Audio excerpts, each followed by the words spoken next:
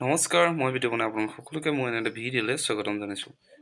যিহেতু বিহু আহি আছে, যোৱাটো নেক্সট বছৰ মই বিহুত ঘৰত নাছিলোঁ, মই অসমৰ বাহিৰত আছিলোঁ।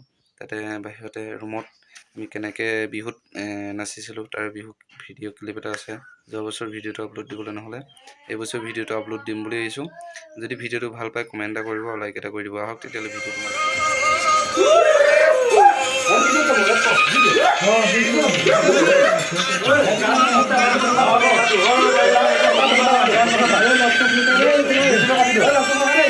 ভিডিও কাটি দে প্ৰথম বাৰ